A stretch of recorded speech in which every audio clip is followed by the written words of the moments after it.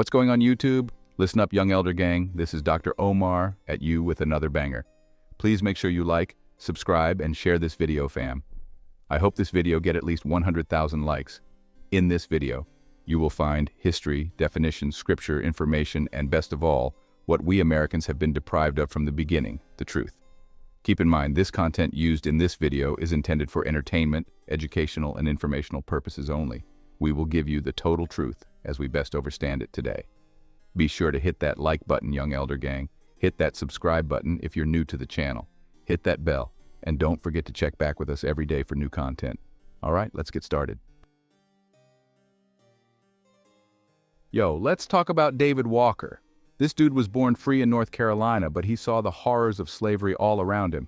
Imagine growing up seeing people who look like you being treated as property, sold off, and separated from their families. It was a brutal reality that left a deep mark on him. It messed him up, man. He couldn't just ignore the suffering and injustice that was happening right in front of his eyes. He couldn't just sit there while his brothers and sisters were being treated like animals. The dehumanization was unbearable, and he felt a burning need to do something about it. So, in 1829, he wrote a pamphlet. But this wasn't just any pamphlet. It was a powerful manifesto that would shake the foundations of society. Not just any pamphlet, though. This was a revolutionary document that called for immediate change. This was a straight-up call to action. He wasn't asking politely. He was demanding justice and equality. He called it an appeal to the colored citizens of the world. It was a bold title for a bold message. Catchy, right? But it was more than just a catchy title. It was a rallying cry for oppressed people everywhere. Walker was living in Boston at the time, which had a pretty sizable free black community. This community was vibrant and active, filled with people who were determined to fight for their rights. He was a part of this group that was like, nah, we ain't having this slavery thing anymore. They were a community of thinkers, writers, and activists who were committed to ending slavery. They were reading, writing, and speaking out against this injustice. They held meetings, published articles, and organized protests to make their voices heard. Walker's pamphlet was like a bomb dropped into the middle of America's conscience. He wasn't playing around. His words were explosive, challenging the status quo and demanding immediate action. This wasn't some polite request for better treatment. This was a demand for full recognition of their humanity and rights.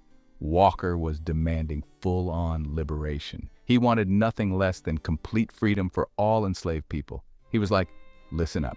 Enslaved people, you have a right to be free and you need to fight for it. He was urging them to take their destiny into their own hands. He knew it wouldn't be easy, but he believed in the power of his people. He had faith that they could rise up and claim their freedom. He believed in the power of truth. He believed that the truth about slavery and its horrors needed to be exposed for change to happen. Walker's pamphlet was revolutionary. It was a radical document that challenged the very foundations of American society. It was one of the most radical anti-slavery documents of its time.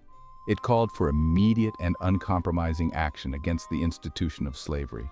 He wasn't afraid to call out the hypocrisy of America, the land of the free that kept millions in chains. He exposed the contradictions and demanded that America live up to its ideals. He was a true American hero, even if history tried to forget him. But we won't forget. His legacy lives on in the fight for justice and equality. We're here to tell his story. David Walker's courage and determination continue to inspire us today.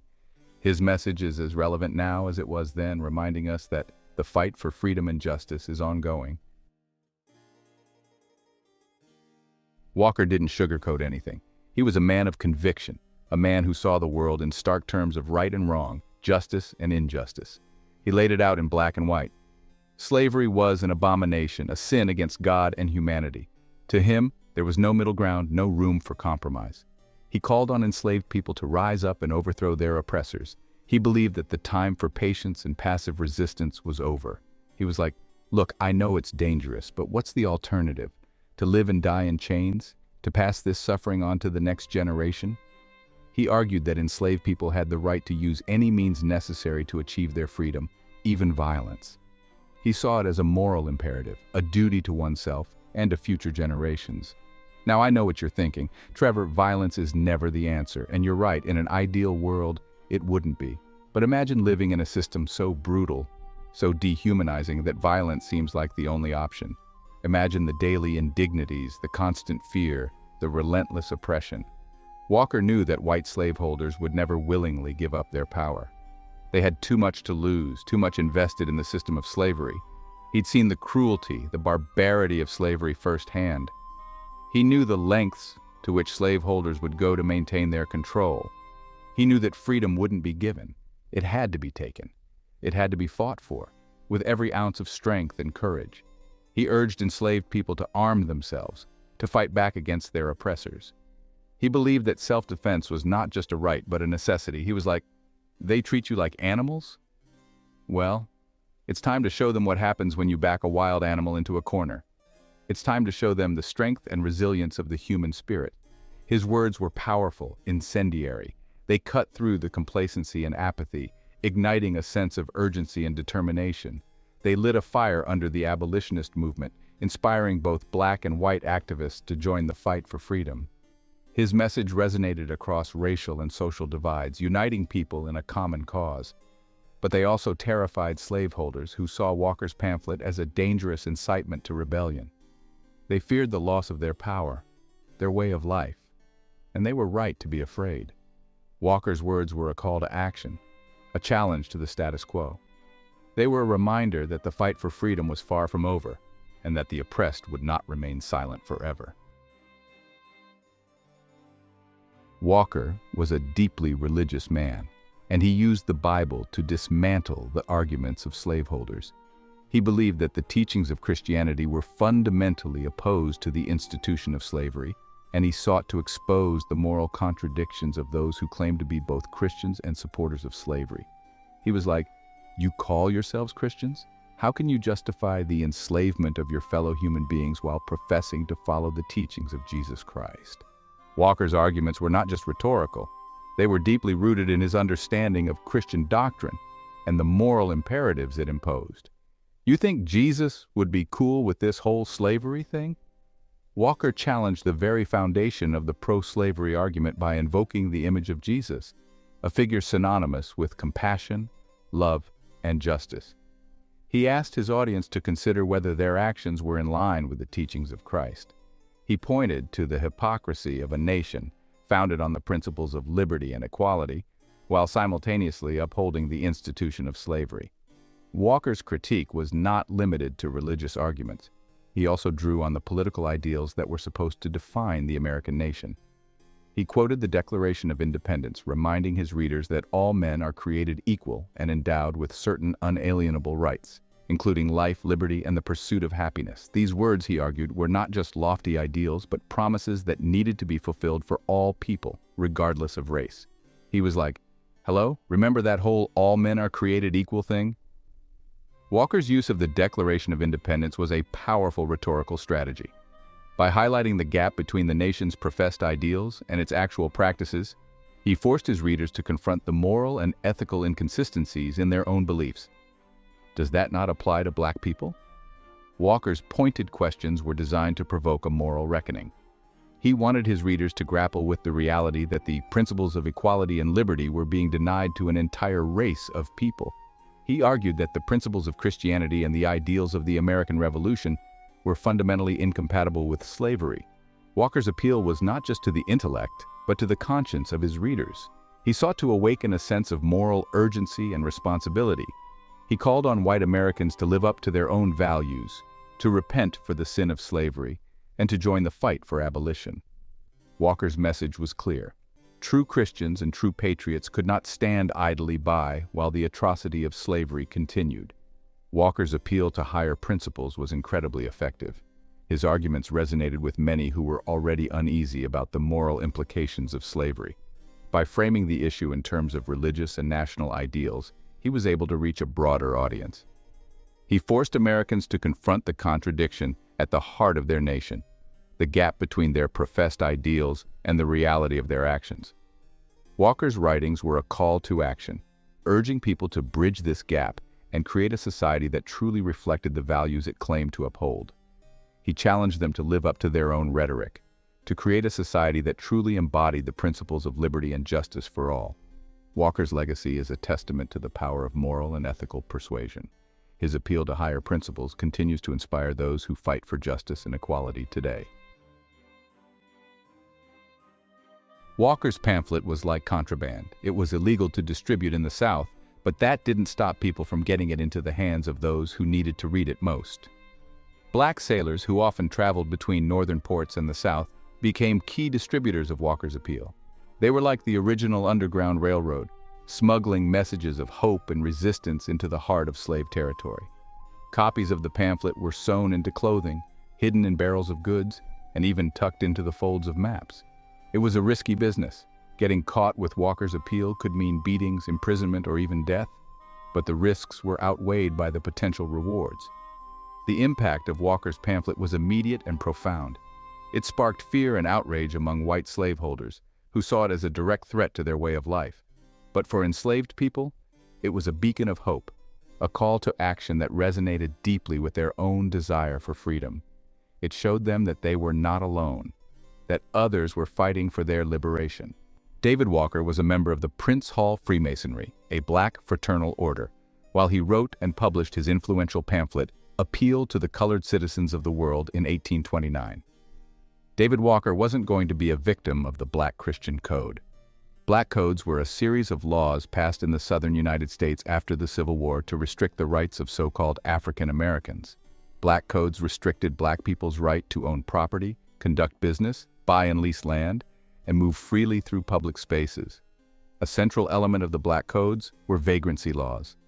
States criminalized men who were out of work or who were not working at a job whites recognized. In response to David Walker's The Appeal, white people in the South passed laws that prohibited black people from learning to read and banned the distribution of anti-slavery literature.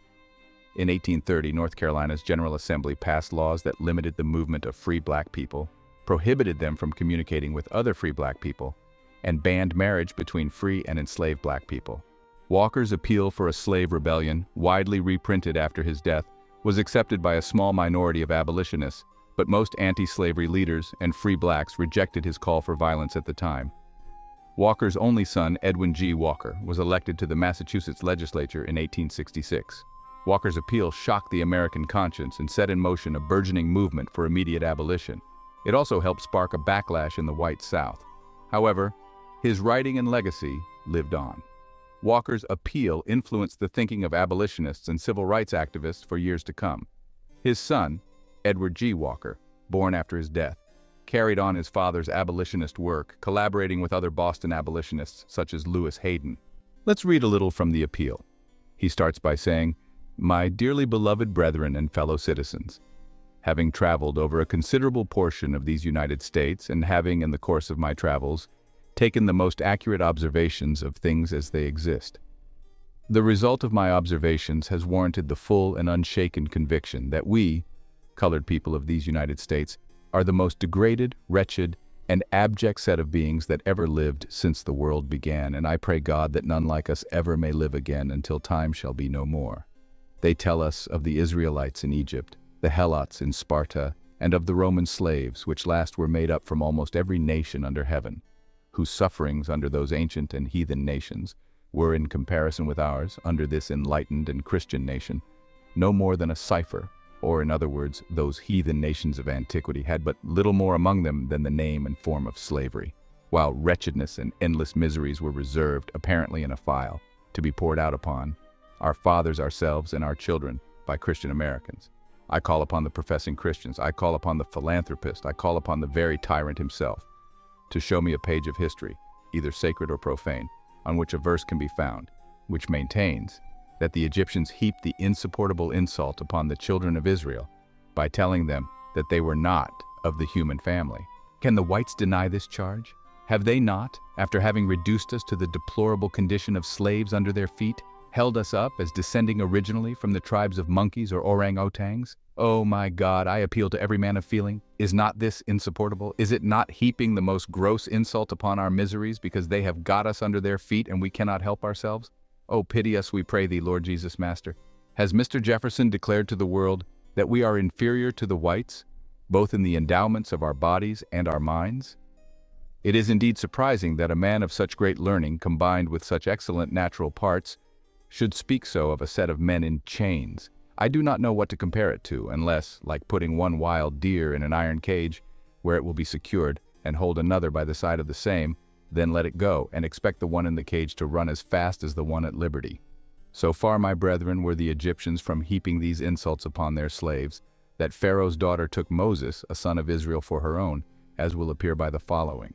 The world knows that slavery as it existed was man's, which was the primary cause of their destruction, was, comparatively speaking, no more than a cipher, when compared with ours under the Americans.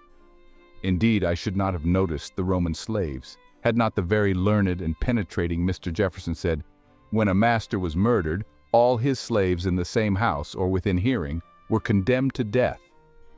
Here let me ask Mr. Jefferson, but he is gone to answer at the bar of God for the deeds done in his body while living. I therefore ask the whole American people, had I not rather die or be put to death than to be a slave to any tyrant who takes not only my own, but my wife and children's lives by the inches? Yea, would I meet death with avidity far, far, in preference to such servile submission to the murderous hands of tyrants. Mr. Jefferson's very severe remarks on us have been so extensively argued upon by men whose attainments in literature I shall never be able to reach, that I would not have meddled with it, were it not to solicit each of my brethren, who has the spirit of a man, to buy a copy of Mr. Jefferson's Notes on Virginia, and put it in the hand of his son. But let us review Mr. Jefferson's remarks respecting us some further. Comparing our miserable fathers with the learned philosophers of Greece, he says, "Yet notwithstanding these and other discouraging circumstances among the Romans, their slaves were often their rarest artists. They excelled, too, in science, insomuch as to be usually employed as tutors to their masters' children. Epictetus, Terence, and Phaedrus were slaves, but they were of the race of whites. It is not their condition, then, but nature, which has produced the distinction. See this, my brethren. Do you believe that this assertion is swallowed by millions of the whites? Do you know that Mr. Jefferson was one of as great characters as ever lived among the whites? See his writings for the world and public labors for the United States of America. Do you believe that the assertions of such a man will pass away into oblivion, unobserved by this people and the world? If you do, you are much mistaken. See how the American people treat us. Have we souls in our bodies? Are we men who have any spirits at all? I know that there are many swell-bellied fellows among us whose greatest object is to fill their stomachs. Such I do not mean. I am after those who know and feel that we are men as well as other people. To them I say that unless we try to refute Mr. Jefferson's arguments respecting us, we will only establish them. I must observe to my brethren that at the close of the first revolution in this country, with Great Britain, there were but 13 states in the Union. Now there are 24, most of which are slave-holding states, and the whites are dragging us around in chains and in handcuffs to their new states and territories to work their mines and farms, to enrich them and their children, and millions of them believing firmly that we, being a little darker than they, were made by our Creator to be an inheritance to them and their children forever, the same as a parcel of brutes. Are we men? I ask you. Zero, my brethren, are we men? Did our Creator make us to be slaves to dust and ashes like ourselves? Are they not dying worms as well as we? Have they not to make their appearance before the tribunal of heaven, to answer for the deeds done in the body as well as we? Have we any other master but Jesus Christ alone? Is he not their master as well as ours? What right, then, have we to obey and call any other master but himself? How we could be so submissive to a gang of men whom we cannot tell whether they are as good as ourselves or not, I never could conceive. However, this is shut up with the Lord, and we cannot precisely tell, but I declare we judge men by their works. The whites have always been an unjust, jealous, unmerciful, avaricious, and bloodthirsty set of beings, always seeking after power and authority. To my no ordinary astonishment, reverend gentlemen got up and told us, colored people, that slaves must be obedient to their masters, must do their duty to their masters, or be whipped. The whip was made for the backs of fools. And see. Here I pause for a moment, to give the world time to consider what was my surprise, to hear such preaching from a minister of my master, whose very gospel is that of peace and not of blood and whips, as this pretended preacher tried to make us believe. What the American preachers can think of us, I aver this day before my God, I have never been able to define. They have newspapers and monthly periodicals which they receive in continual succession, but on the pages of which you will scarcely ever find a paragraph respecting slavery, which is 10,000 times more injurious to this country than all the other evils put together, and which will be the final overthrow of its government, unless something is very speedily done, for their cup is nearly full.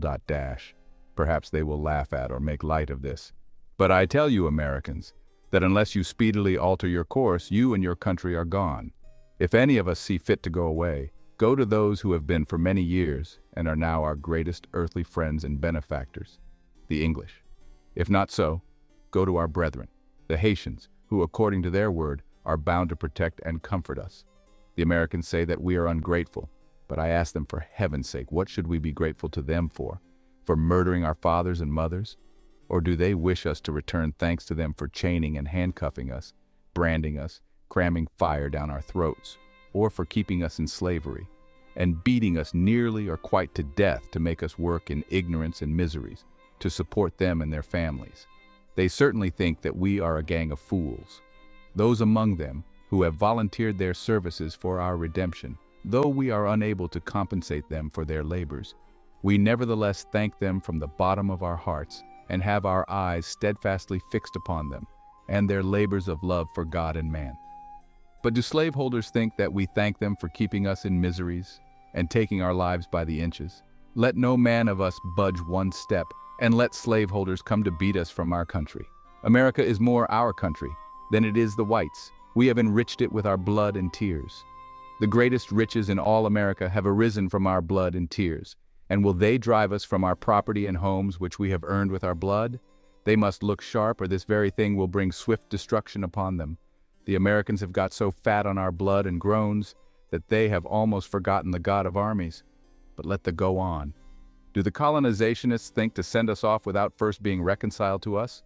Do they think to bundle us up like brutes and send us off as they did our brethren of the state of Ohio? Have they not to be reconciled to us, or reconcile us to them, for the cruelties with which they have afflicted our fathers and us? Methinks colonizationists think they have a set of brutes to deal with, sure enough. Do they think to drive us from our country and homes after having enriched it with our blood and tears, and keep back millions of our dear brethren, sunk in the most barbarous wretchedness, to dig up gold and silver for them and their children?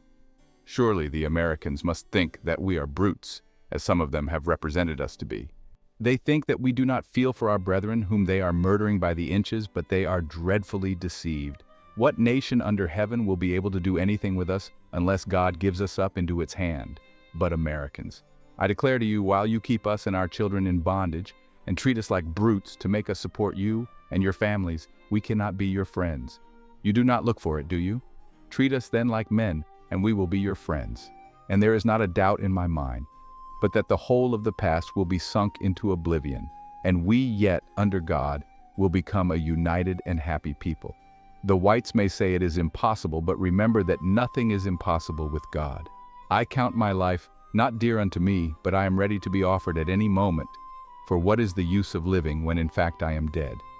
But remember, Americans, that as miserable, wretched, degraded, and abject as you have made us in proceeding, and in this generation to support you and your families, that some of you, whites, on the continent of America, will yet curse the day that you ever were born. You want slaves and want us for your slaves. My color will yet root some of you out of the very face of the earth. You may doubt it if you please. I know that thousands will doubt. They think they have us so well secured in wretchedness to them and their children that it is impossible for such things to occur. See your declaration, Americans. Do you understand your one language? Hear your languages proclaimed to the world. July 4th, 1776. We hold these truths to be self-evident, that all men are created equal, that they are endowed by their Creator with certain unalienable rights, that among these are life, liberty, and the pursuit of happiness. Compare your own language above, extracted from your Declaration of Independence, with your cruelties and murders inflicted by your cruel and unmerciful fathers, and yourselves on our fathers, and on us men who have never given your fathers, or you, the least provocation.